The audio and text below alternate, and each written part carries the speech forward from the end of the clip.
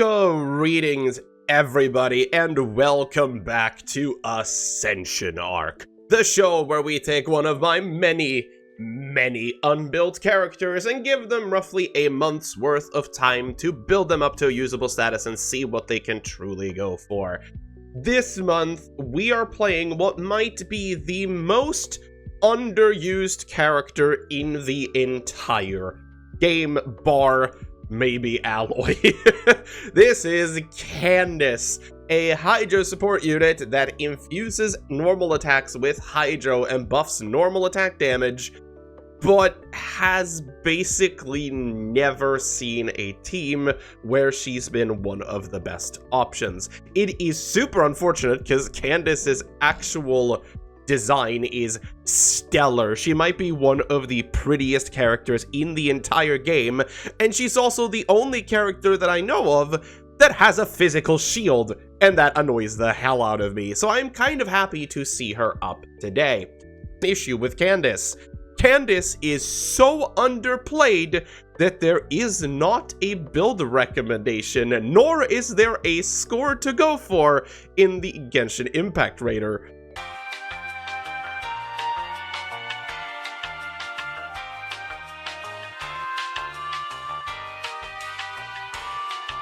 Now, for Candace's actual kit, it's rather self-explanatory as it is for most 4-stars.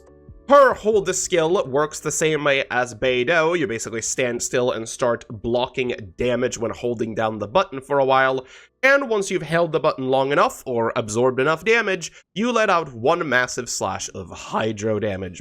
Her burst is where her kit gets fairly interesting. For her burst, she basically infuses your normal attacks with Hydro, and then it gives you additional elemental damage with normal attacks. It's a little bit weird to explain that, but think about it as that if a normal attack deals elemental damage like Arlecchino or Yoimiya, or I don't know, I think it works on Alhaitham too, it'll be buffed by Candace. However, if you do not do that, it just doesn't do anything.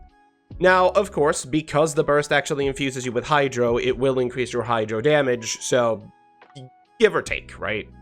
So for her Ascension passives, her first Ascension passive basically says that if you are holding down your skill and you get hit by something, it will charge instantly. And more importantly, her second skill says that for each 1000 points of max HP on Candace, her burst will buff you by an additional 0.5%, which is kind of important for this because Candace really likes building HP.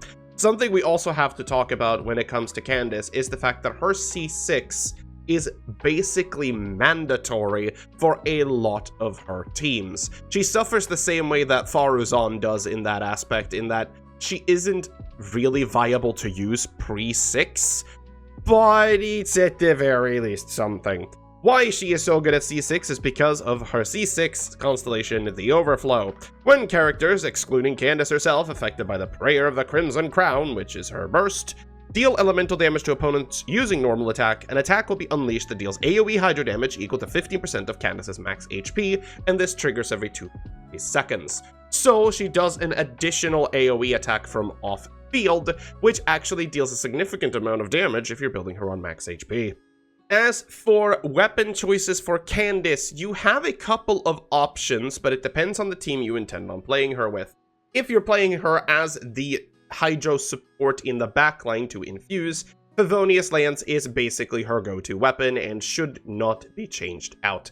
High Constellation Favonius Lances beats out everything else in the aspect because it just helps the energy requirements of your entire team, as well as Candace herself because she is fairly energy hungry, so stick to that. If you want her to deal more damage and can somehow live through her enormous energy requirements, go for a high crit substat polearm. Any one of them is fine, or if you happen to have Engulf and Lightning or want to sacrifice the catch to her, you can do either of those too. If you're playing her as a Bloom DPS, which yes, actually does work, Dragon's Bane or Kitane Crossspear are two of her best options, and you should probably pick one of those. Candace has a really weird team setup to go through, as a lot of characters don't really have the ability to utilize her that well, but there are 3 in particular that I'd like to mention that you could easily slot Candace into that still hold some meta relevance today. The first one of them being Skirk. Skirk, of course, requires you to build a freeze team around to really deal her damage, and Candace is surprisingly good at helping Skirk out, mostly because of the normal attack infusion damage being ridiculously good for Skirk, and her C6 still kind of helping out. Candace isn't a terrible option. For Mulaney, Candace is actually one of the best options, given that she buffs Mulaney's shark bite damage, or whatever the hell that thing's called, and she gets an HP buff from Hydro Resonance as long as you have Candace in the team, which is great. And the team that we will be running today will feature Arlecchino. Arlecchino doesn't exactly need high Hydro application for the most part, but the normal attack bonus for Arlecchino is supposedly really, really good, so I'm kind of willing to experiment with that. Now, you see, most of you guys know that for the last 2 weeks or so as of starting the recording of this episode, I had my partner over at my house for about 2 weeks, which means there was no recording being done whatsoever. However, that doesn't mean that I've been sitting here dormantly doing nothing. In fact, I've been preparing for Candace's video. So a lot of the pre-farming stuff that I usually do on screen has just been moved to off-screen. Trust me though, I have not gone over the time limit this time around. I've spent almost exactly 2 weeks, honestly, because Candace doesn't really need that much. We're going to start with a weapon. We have a Favonius Lance at level 60, which I have pre-farmed entirely to be able to max out for your enjoyment right here, right now, hopefully, because if I don't, it'll be really funny. There's level 70. There is level 80. And there is level 90 Favonius Lance. Great. Our weapon is now finished and ready. As well as Candace herself, I have basically pre-farmed that too. Let's bring Candace up to 50, to 60. I don't know if I'm going to have enough books for this, but I think I do, so it should be fine. There is 70 for the Celestial Dome of Sand. And we will be stopping Candace at level 80, because I do not think we need to go any higher than that for poor old Candace. That is Candace's level all done. That is her weapon all done. Now there's only 2 things left to do, one of them being talents. For talents, of course, we are going to straight up be maxing the burst as the most important thing. We're going to be putting it at level 8, which of course is going to turn into level 11, and we might put a couple of levels into the skill as well if we really feel like it. But apparently, I need more red satin because I've ran out. So let's not go farm those because I forgot, and just do this because I'm lazy. Let's bring the burst up. 1, 2, 3, 4, 5. Darn. Well, I guess we need a bit more of these. Let me just... Yeah, there we go. I wanna see what Candace can go for. This is gonna be the shortest episode ever. All right, a little bit of crafting later. Here we go. Let's bring that up once more. And then the final level we're doing up to level 8, and her burst is simply complete. That's awesome. So we are going to put a couple of levels into the skill. We'll go as far as we can go, I guess. That's not as high as I thought that was gonna be. Let's grab a couple more of these. I have plenty of points. I'm not afraid to spend my points. I'm too lazy to go farm Eremites, because Eremites are really annoying. There we go. We'll bring it up to level 6, I think is more than enough for Candace, which means we are on 1, 6, and 8. Which technically turns into 1, 9, 11, but whatever. We'll go with it. Which means Candace is essentially all prepared for her artifact runs. Because I just wanted to have this episode ready, man. Candace deserves a showcase and, you know, time and whatnot. We do also have a lot of artifacts left over from the Alhaitham video. So I'm going to start off by actually tossing some of them into the strongbox for a noblesse set. That one's not great. We are looking for crit and HP if we can help it. A crit damage one is funny.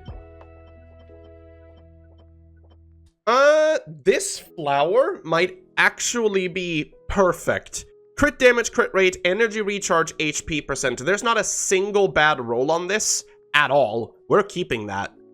This one isn't awful either, honestly. We'll keep that one too. An energy recharge piece? Maybe for Benny. Right, we'll do one more roll here because we have plenty more. Double crit HP is not bad once again. We'll take it.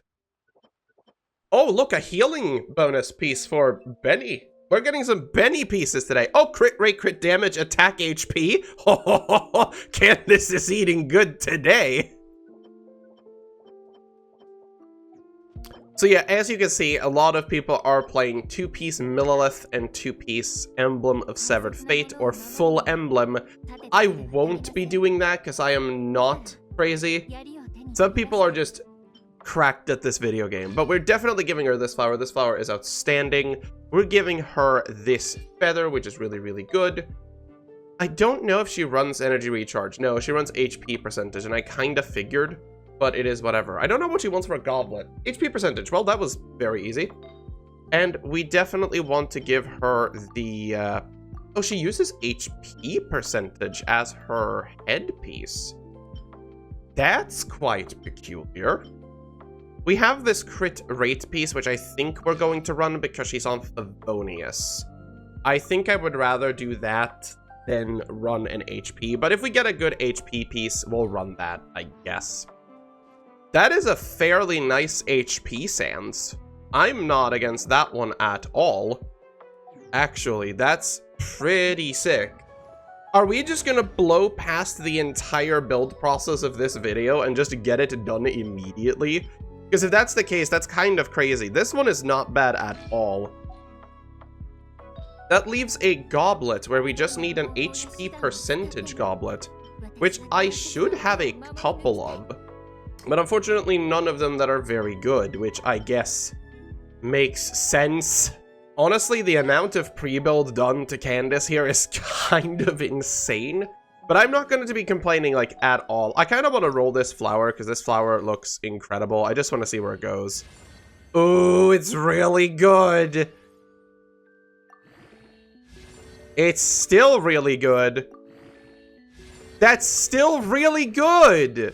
What the hell? Look. I don't know what to say about this. 3 rolls into crit rate on a Fav user is disgusting. Stop being so goddamn good. I still think we need to farm for an HP piece, and farming Noblesse is never a bad thing. However, because we don't really have to do that now, which is kind of weird, we can farm any other artifact in the game, really, to get this HP goblet piece. So you know what I'm gonna do? I'm going to look through all of my characters and see if there is one in particular that I need to farm artifacts for, and we're just gonna farm artifacts for them while trying to get an HP goblet. So, I have had a look through all of my characters, and I think the one in most desperate need of some artifact attention is Skirk. Skirk has been running just offset pieces with no set bonus for way too long on my account, so I figured I am going to start farming Finale of the Deep Galleries for her. It's been on the agenda for a while. Now, obviously, in this team, it is a little bit weird to have 2 Noblesse users, because both Candace and Bennett are currently on Noblesse, but realistically, I don't care. I know I could run Scroll on Candace if I'd really want to, but I don't want to farm Scroll again, I'll be real with you. Regardless, this domain isn't exactly super interesting because it's just this. But yeah, Candace, that is not bad energy recharge, actually. Also, I screwed up every rotation imaginable, but let's not talk about that because this boss is the stupid one that requires you to... Ah, yeah. I forgot about that. Hang on, let's do this. That's cool. Unfortunately, has pretty bad particle generation, as we all know, which is the reason why most people don't play Candace that much. Okay, let's see. We got our burst. Let's go Benny. Let's mark. Jump and do our thing. Click this button. Click that button. And yeah, I mean, it functions. She doesn't do any damage as of yet, but that doesn't matter. Very nice. Let's see if we can get some funny Skirk pieces while getting ourselves an HP goblet. Oh! Well, oh fucking K, I guess. I don't know what else to tell you. This is the shortest fucking video of all time. But what am I supposed to do now? I know I pre-farmed this to be ready for what was needed, but you're telling me you're going to drop me an HP goblet with double crit energy recharge on the first fucking artifact run. 2 HP goblets. What? I mean, mission success? What the hell, man? Arlecchino may have accidentally fallen over, but whatever. We'll go for the last pull of today, which is going to be Elemental Mastery. Pyro damage bonus on the Skirk set, and fuck's sake. Honestly, I'm a little bit stumped as to the actual audacity pulls of Candace. This is... How did we get an entire set off of just basically sub-pieces? This is weird. We're gonna level the HP goblet. Defense is gonna activate. Everything's going into defense, isn't it? Come on. No? Okay. You gotta be kidding me. Why are these rolls on Candace? Why is Candace getting all this? This is insane. Well, I guess the rest of the amount of this video is just going to be me farming artifact materials, and then we're going to give this team a proper go. What in the world? This is the shortest Ascension Arc of all time. Look, I'm going to be honest. I'm still in shock and awe about this whole Candace thing, because this is definitely going to be the shortest video of all time. It's now a couple of days later. I've had a lot of things going on in my life the last week or so, so I haven't really gotten any work done whatsoever. But we are just going to go in, and we're going to roll the last of the HP goblet here, hopefully, to see where this ends up, if we even have enough materials. We don't. That's insane. How do we not? Where has all my time gone? Where am I? Who am I? We're gonna have to farm for more. I'm gonna do this, though, because I really want to finish one piece. Give me something good. Crit damage. Okay, for an HP goblet, that's really good. All of those rolls are extremely beneficial for Candace. I'll take that. I'm gonna say next one up, we probably want to finish this flower. So, off we go on new adventures, I guess. Candace, what are you looking at? Are you looking at the door? I mean, now that I actually fixed up Candace's weapon, which I did not show off, but for some reason, I had her on a Refinement 1 Favonius Lance when I own literally millions of them. I don't know, I fixed it up, and now she's a little bit more useful in that sense. Anyways, stuff. Cryo, damn it. Circle Impact, no! Like, yeah, it kinda works. I don't see why you would potentially use Candace over any other Hydro applicator in the game, like Farina or whatnot. But it's not awful. Hey, a Pyro damage goblet on set with crit rate on it. That's not terrible. I might actually save that just in case. I mean, yeah. There's not much to say about this. Arlecchino is still a ridiculously strong character that definitely was overtuned from the start, but... Like, Candace kind of works in this team. It's weird. Again, I don't know exactly why you would play her over literally anyone else, but you could. And I think the fact that you could is actually really impressive. Wow, okay. I mean, Hydro damage would be cool if there was a character that could use it. There's a lot of things on the right set here, but none of them. Crit rate Elemental Mastery might not be that bad. We could keep that one. Darn. Energy recharge. That is an insanely good flower for Candace. I got nothing against that. That's sick, actually. Crit rate, crit damage, HP is the next one we've got. I think this is what we are going to be upgrading next. Crit damage is pretty cool. Attack percent isn't good, but it's not the worst. Damn, really? We're out again? Man, what is happening with material these days, huh? Because we run out of materials so fast. But yeah, I guess I'll just cut this video short then, and cut this video short. What am I talking about? Cut this section short, and I'll be back when I have more material for my artifacts.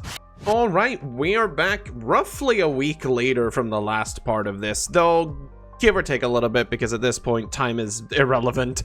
Although I have gotten basically no good Skirk pieces in my farming, we've gotten a lot of artifact material that we can use to level up Candace. We did get the HP goblet fairly well built, and I am very happy with that. I put a little bit more into the crit rate circlet off screen. It currently looks like this, which is not exactly the greatest, but we're going to continue boosting this up now and hope it lands into HP. Crit damage is acceptable. I would have honestly preferred HP at this point, but you know what? Beggars can't be choosers. Can we get 1 HP roll on this, and I'll honestly be happy, because we desperately need some. That's a defense roll. That's kind of garbage. But you know what? Crit rate with 1 attack, 2 crit damage on it isn't horrific. I'll happily use it. I don't really have another one that I would want to use, honestly. It's kind of whatever. We'll just keep it as it is. It's fine. The 2 other things now that we need to level up are the HP sands that we got. I almost choked on my own saliva there. That was funny. We're just gonna level this, and realistically, we're just hoping for probably energy recharge crit damage. Attack percent is not great. Energy recharge is very good. Double an EM roll is not terrible either.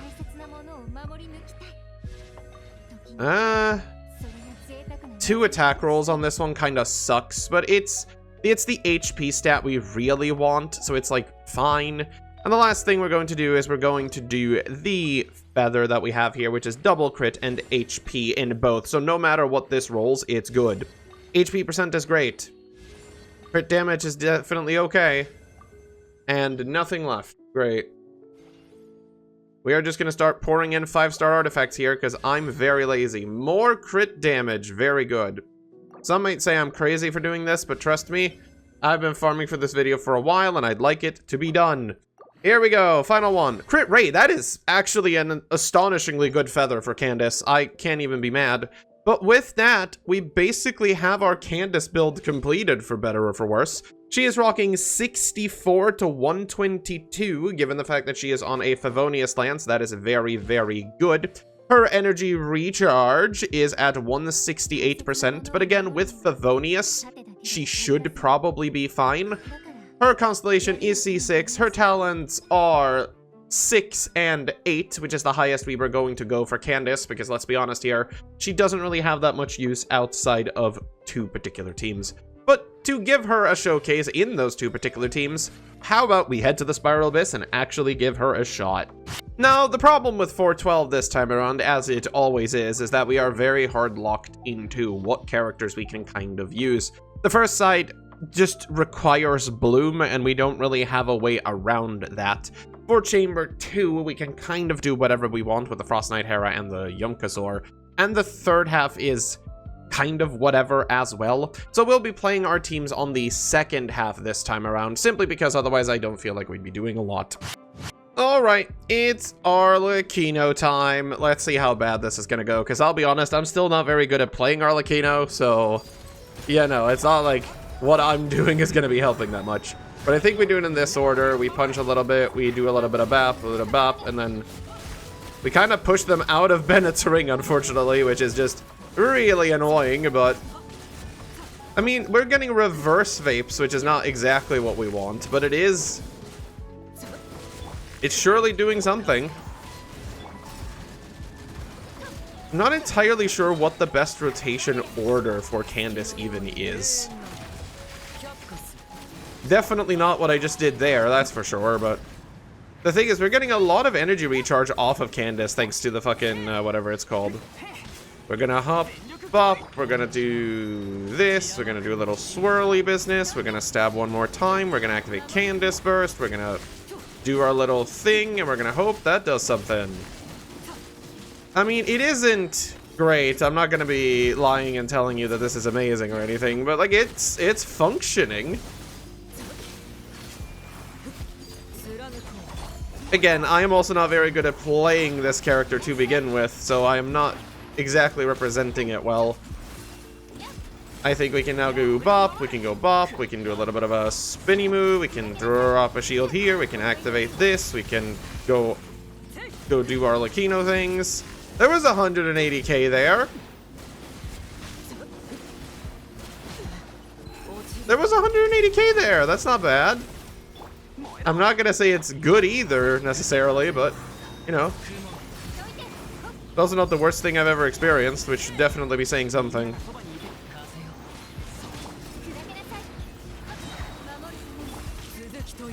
If they could stop stunning me. I really would like a shielder on this team, I'm noticing. Holy moly. Yeah, no, this team is okay, don't get me wrong, but I really do not like how it plays. It's a bit awkward to kind of finagle Candace around, because her uptime is so goddamn short. I think that's the main issue here. Like, yeah, it's there, but it's also ridiculously short-lived. But when it goes off, it hurts, and then I didn't press Q in time. It's like there. She hurts a little bit. I don't know. I don't think this is the team where she'll necessarily do that well. Let's try the other one that I think is going to do better. Alright, Skirk team. I honestly think Candace is going to be better here. I don't think she could ever replace someone like Yelan or Silali. But there is a reasoning for using Candace together with Skirk, considering Candace actually boosts the attack of infused elemental attacks. So if you're using auto attack Skirk, it should work, theoretically. Only one way to find out, really. We're gonna do all this. We are going to activate Candace. I mean, she is definitely helping. It's not by much, probably, but I could see the reasoning for her being here. Because as you can see here, she does help, like, energy recharge by a ton by comparison to a lot of other characters. And again, she does have access to boost Skirk by a little bit, so her being here is not a detriment. Now, the problem is this thing has a frost shield, so we're not going to be hurting it at all, but I kind of like this. The Skirk team is pretty good. I have only experimented with Candace in the open world for the most part, and in the open world, she does just fine, like any other character would. But honestly, with that in mind, I think I'm kind of ready to settle this one. And just as soon as she arrived, Candace's Ascension Arc comes to a close. I don't know quite what I expected on this one, to be honest. I don't know, I just kind of wanted Candace to be more. Is that bad of me? Look, her design is so cool, but it just isn't enough. Let's actually do the statistics then. Let's start with the pre and post build. The pre-build looked something like this, and as we could all guess, it was pretty terrible. And the post build ends up on, drumroll please, 85%. That's actually fairly well. I'm not going to be too mad about that. Do keep in mind that getting anywhere near 100% on this is ridiculously difficult, and my most well-built character, I think, is 94%. So don't take this number for granted. 85 is really high. We are missing out on a couple points because we did not 90 and we did not really level the burst or normal attack as we should have. The Sans is also not that great according to the calculator, even though I kind of like it. And we are below the substat RV, although not by that much. So realistically, it's a pretty good Candace build, all things considered. Alright, let's talk Candace's pros and cons, because realistically speaking, it's not that long. I'll start with the pros simply because I feel she deserves it. There aren't really that many. She is one of the most well-designed characters in the games look-wise, though. Like, look at her. The way that she stands, her actual animations, the fact that she carries a physical shield, which I think she is the only character to do to date. I don't remember anyone else having a physical shield, which is super weird, honestly. Why don't we have more shield characters? They're cool as hell. I can't say anything about it. Also, her, what is it called, Heliochromia, where you have two different eye colors, is just cool. Look, her entire design is awesome.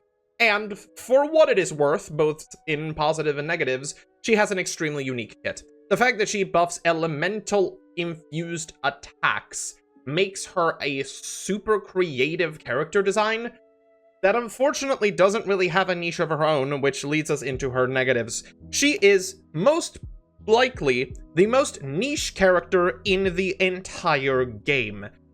The way you have to kind of use Candace goes against most team building norms, because she only really affects characters who A, want to normal attack, or charged attack I suppose, B, want to infuse said attacks with an element, and C, somehow benefits off of their own attacks being turned into Hydro, or otherwise use Candace's Hydro application for something.